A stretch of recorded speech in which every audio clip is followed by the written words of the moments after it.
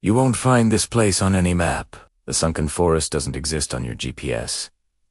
To find it, you have to journey to the lowlands, where the world drops away into a basin of endless twilight. The air here is heavy, thick with the scent of damp moss and ancient decay. I stood at its edge, holding the leather journal of Elias Thorne, a master cartographer who vanished in 1742. Thorne led a group called the Order of the Needle. They believed that to map a place was to own it.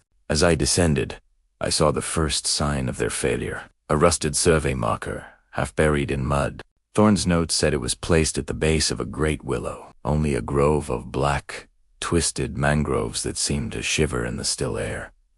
The forest's curse began subtly. Thorne's early entries mentioned minor discrepancies. A journey of 500 paces north would become 3,000 paces south on the return trip. The ink refuses to dry, he wrote.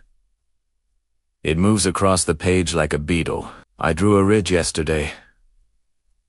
This morning, it is a ravine. Deeper in, the silence became oppressive. I found the remains of their second camp. Scattered among decaying tents were heavy iron anchors they'd driven into the ground. The iron bars were twisted into agonizing spirals. This was the forest's answer to their ambition.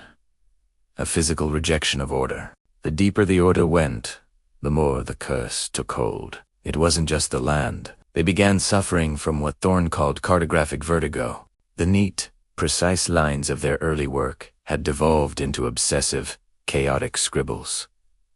Some were drawn in blood. Thorne's final entry was barely legible. We have found the center. But the center is not a place is a mirror.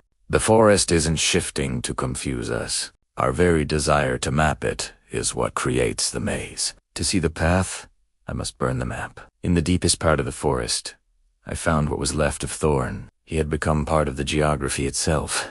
His ribcage was intertwined with the roots of an oak tree. In his hand, he still held his golden compass.